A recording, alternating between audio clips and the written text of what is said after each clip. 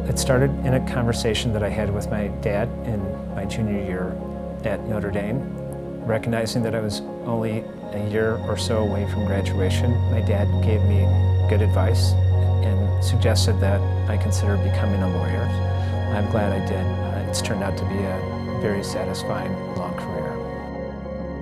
Starting as a young attorney without any experience, I was thrown into the fire, baptism by fire, in the juvenile courtroom in Will County, where I defended individuals that were charged with crimes, or in family situations where, unfortunately, abuse and neglect proceedings were occurring.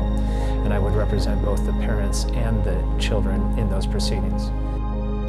At the same time, I was continuing to learn about the general practice of law that allowed me to create a foundation that led to the opening of my own practice in Naperville in 1995.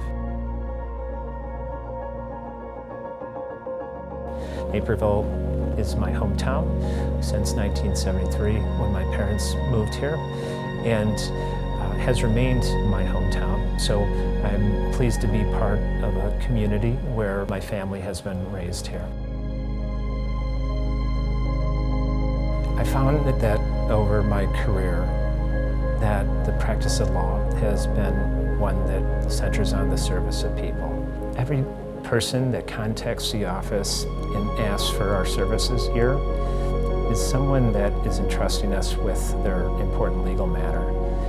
It's something that I take seriously. I take that invitation to work with a sense of pride.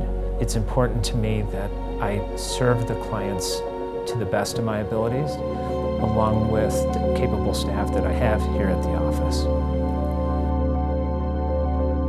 A couple who had been foster parents in Joliet, and it was a compelling human story to see this older couple first foster two African-American children, the youngest one, which was the subject of the adoption, who had a hyperactivity syndrome. He was a cute little boy, but the story of the mother sleeping next to him during his childhood in order to help calm him and lay down next to him for 2 to 3 hours before he eventually fell asleep was something that grabbed me as a person. And it told me so much about the quality of the person that I was privileged to represent. That will always be one of the hallmark cases for Ed Graham.